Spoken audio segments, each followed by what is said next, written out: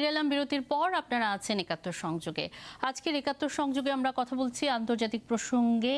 এর আগে আমরা ইরানের প্রেসিডেন্ট এবং পররাষ্ট্রমন্ত্রী নিহতের ঘটনা নিয়ে কথা বলছিলাম। এবার ভারতের নির্বাচন নিয়ে কথা বলতে চাই। এবং ভারতের লোকসভা নির্বাচন চলছে। পঞ্চম দফার যে ভোট গ্রহণ সেটি আজকে অনুষ্ঠিত হয়েছে।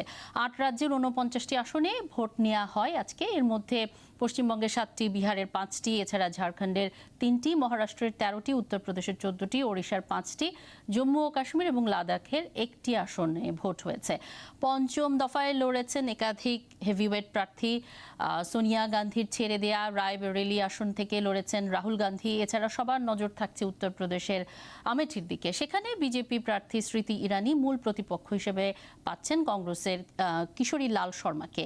আর লখনৌ কেন্দ্রে ভাগ্য পরীক্ষা হচ্ছে সিনিয়র বিজেপি নেতা রাজনাথ সিং এর। এছাড়া মুম্বাই উত্তর কেন্দ্রে কেন্দ্রীয় মন্ত্রী পীযূষ গোয়েল, কাশ্মীরের বারামুল্লা কেন্দ্রে ন্যাশনাল কনফারেন্স নেতা ওমর আবদুল্লার ভাগ্য নির্ধারণের জন্য আজকে কিন্তু ভোট হয়ে গেছে। আমাদের সাথে এয়ার কমোডোর অবসরপ্রাপ্ত ইশফাক ইলাহি চৌধুরী শুরু থেকেই যুক্ত আছেন। এই মুহূর্তে যুক্ত হয়ে গেছেন ভারতের জাতীয় প্রেস ক্লাবের সভাপতি গৌতম লাহিড়ী। গৌতম লাহিড়ী, অনেক ধন্যবাদ আমাদের সাথে যুক্ত হওয়ার জন্য। স্বাগত জানাচ্ছি একাত্তর সংযোগের আজকের আয়োজনে। ভোট শুরু হওয়ার আগ পর্যন্ত বিজেপি যেটি বলে আসছিল যে 400 আসন জোট মিলে, এনডিএ জোট মিলে তারা এবার 400 আসন পাবে লোকসভায়। কিন্তু প্রথম দফার ভোট পড়ার পর থেকেই এক ধরনের সংশয়, মোদির পরবর্তী যে ভোট রাজনীতি সেগুলোতে নিশ্চয়ই আসবো। এখন যে খবরটি হচ্ছে বিজেপি কি একক শক্তি নিয়ে ক্ষমতায় ফিরতে পারবে কিনা, 5 দফার ভোট হলো, আপনার কাছে কি মনে হচ্ছে? প্রথম কথা যেটা বলি যে পঞ্চম দফা ভোট হওয়ার অর্থ প্রায় 420 উপরে আসনে ভোট শেষ হয়ে গিয়েছে। 543টা আসনের মধ্যে বাকি আরো 3টি পর্যায়ে বাকি আছে, ষষ্ঠ, সপ্তম ও অষ্টম। মূলত সবার দৃষ্টি থাকবে ওখানে পশ্চিমবঙ্গ এবং উত্তরপ্রদেশ। সেখানেই সব থেকে বেশি আসন রয়েছে। উত্তরপ্রদেশের পরেই পশ্চিমবঙ্গ। মহারাষ্ট্রের ভোট আজকেই শেষ হয়ে যাবে। এটা ঘটনা যে ভোটের যে উৎসাহ আমরা 2014-19-এ দেখেছি, সেটা এবারে 2024-এ দেখছি না। এখন সেক্ষেত্রে হয়তো একটা কারণ হয়তো বলা হচ্ছে যে প্রচন্ড গ্রীষ্মের দাবদাহ, কিন্তু এই সময়টাতেই ভোট হয়ে থাকে। এবং দ্বিতীয় কারণ হচ্ছে যে ফসল কাটার সময় কৃষকরা ফসল কাটা ছেড়ে ভোট দিতে আসছেন না, কিন্তু 2014-19-এ এসেছিলেন ভোট দিতে। এটা ঘটনা। এবারে একটু অস্বাভাবিক বেশি গ্রীষ্মের দাবদাহ রয়েছে। পশ্চিমবঙ্গে আবার বিপরীত চিত্র। ভোটের দেওয়ার প্রবণতাটা মানুষের কমে যাচ্ছে। এটা একটা নিশ্চয়ই উদ্বেগজনক বিষয়। নির্বাচন কমিশন নানাবিধ উদ্যোগ নেওয়া সত্ত্বেও, রাজনৈতিক দলের নেতারা বলা সত্ত্বেও কিন্তু মানুষ কেন ভোট দিতে আসছেন না, একটা নিষ্পৃহতা লক্ষ্য করা যাচ্ছে। হয়তো যে উৎসাহ নিয়ে 14-তে কংগ্রেস সরকারকে হটিয়ে নরেন্দ্র মোদীকে আনা জরুরি ছিল, দ্বিতীয়বার 2019-এ নরেন্দ্র মোদীকে আরো একবার সুযোগ দেওয়া, তৃতীয়বারের ক্ষেত্রে সেই উৎসাহটা কিন্তু নেই। এটা ঘটনা। এটার কারণ আপনার কাছে কি মনে হয়? আমি ভোটের ফলাফল নিয়ে ভবিষ্যৎবাণী করতে চাই না। সামগ্রিকভাবে আমি বলতে পারি ফলাফল যাই হোক, সবার থেকে, অন্য সমস্ত দলের থেকে ভারতীয় জনতা পার্টি এগিয়ে থাকবে। এখন সরকার গঠনের জন্য 272 যে সংখ্যাটা দরকার, সেটার কত কাছাকাছি তারা পৌঁছতেছেন, এটা নিয়ে ভারতের নানাবিধ মত আছে। একদল মানুষ যারা বিশ্লেষক তারা দাবি করছেন যে বিজেপি 272 সংখ্যায় পৌঁছাতে পারবে না। কিন্তু অন্যদিকে স্বাভাবিকভাবে বিজেপি পক্ষে যারা বলছেন, যে সমস্ত সেফোলজিস্ট আছেন, তারা বলছেন ভোটের হার দিয়ে কিছু প্রমাণিত হয় না। 2019-এর যা রেজাল্ট হয়েছিল তার কাছাকাছি একটা কিছু ফলাফল হতে পারে আর তেমনটাই আপনার মনে হচ্ছে?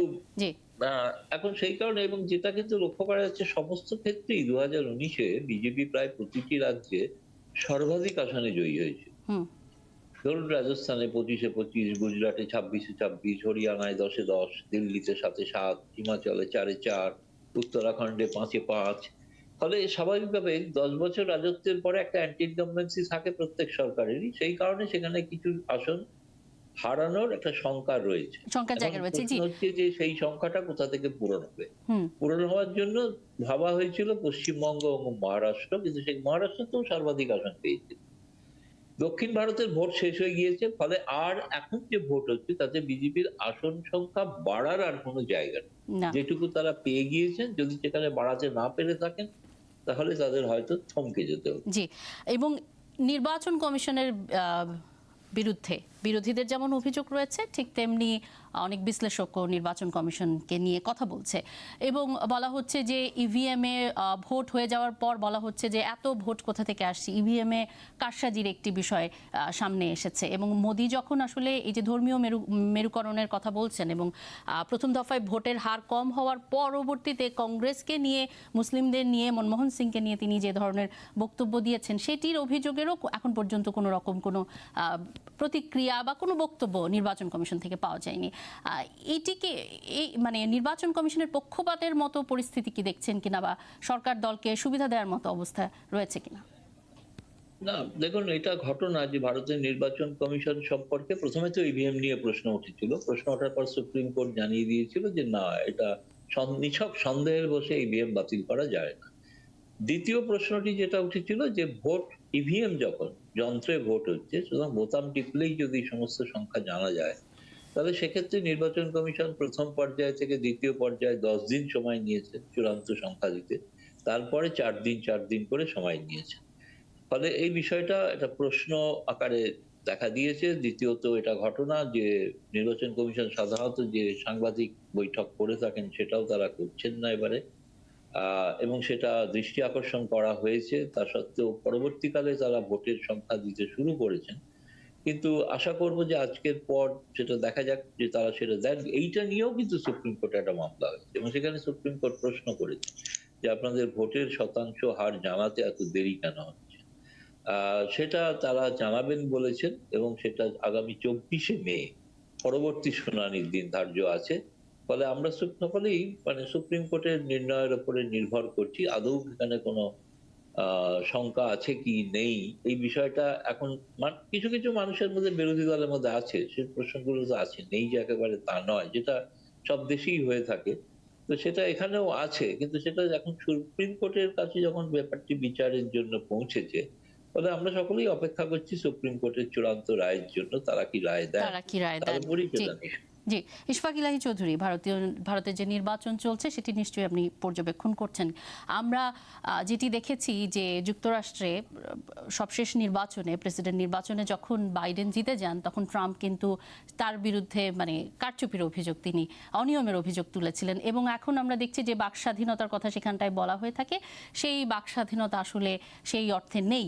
এবং ভারতের এই যে অভিযোগগুলো বললাম, সেগুলো আপনিও খুব ভালোভাবেই জানেন। বৃহৎ গণতন্ত্রের একটি দেশে নির্বাচন হচ্ছে, যে গণতন্ত্রের কথা বলা হতো, যেটিকে এত বড় করে দেখানো হতো, এই গণতন্ত্রের কি আসলে শেষ ঘন্টা বাজছে কিনা, বিশ্ব পরিস্থিতি পর্যবেক্ষণ করে কি মনে হয় আপনার?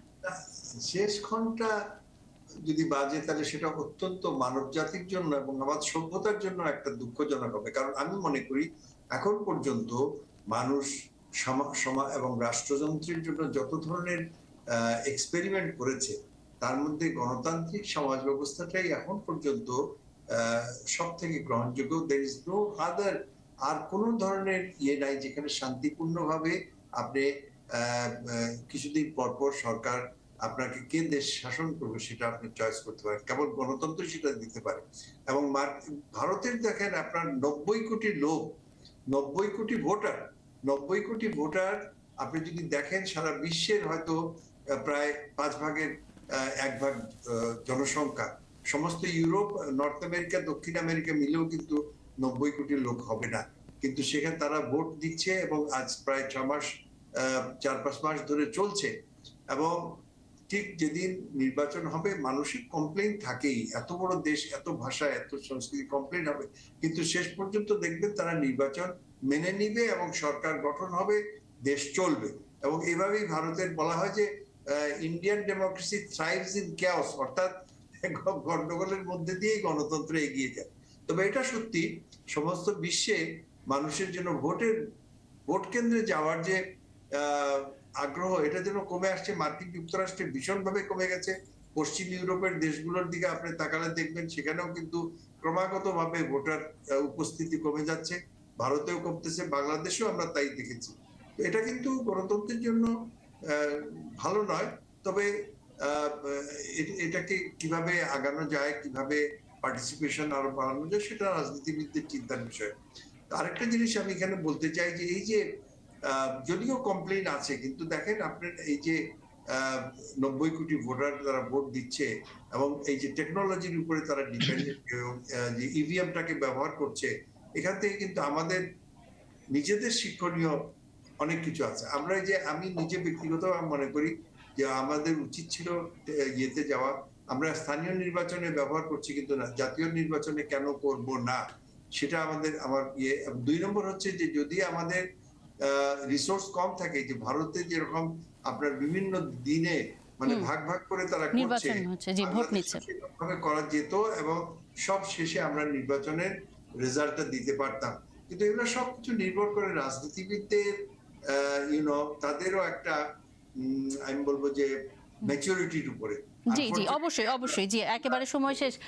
গৌতম লাহিড়ী, আপনার কোনো মন্তব্য থাকলে খুব সংক্ষেপে। না, আমি বলবো যে প্রথম কথা একটা, যে ভারতবর্ষের ভোট কিন্তু সবসময় যে এটা খুব বিপজ্জনক ভাবে কমে গেছে তা নয়, কিন্তু অবশ্যই আপনি দেখবেন হয়তো শেষ পর্যন্ত 60 থেকে 65% মানুষ ভোট দিচ্ছে না, তো বেশিরভাগ ভোটারদের বেশিরভাগ অংশ ভোট দিচ্ছেন। দ্বিতীয়ত, ভোটের ফল যাই হোক না কেন, সেক্ষেত্রে বিরোধী যারাই পরাস্ত হন, তারা কিন্তু সেই প্রথম দিকে তারা অভিযোগ জানার পরে শেষ পর্যন্ত কিন্তু মেনে নেন এবং সংসদে কিন্তু অংশগ্রহণ করেন, যে কারণে ভারতের 75 বছরের সংসদীয় গণতন্ত্র বেশ মজবুত আছে। এখানে অন্য কোনো ধরনের অসংসদীয় কোনো শাসন ব্যবস্থা প্রবর্তন হয়নি। মানে এই কারণে এটাকে মাদার অফ ডেমোক্রেসি বলা হয়, বৃহত্তম গণতন্ত্র বলা হয়। আমরা আশা করি। জি, অনেক ধন্যবাদ গৌতম লাহিড়ী এবং এয়ার কমোডোর অবসরপ্রাপ্ত ইশফাক ইলাহী চৌধুরী, আপনাদের দুজনকে আমাদের সাথে যুক্ত হওয়ার জন্য। দর্শক, আপনাদেরকেও ধন্যবাদ এতক্ষণ আমাদের সাথে থাকবার জন্য।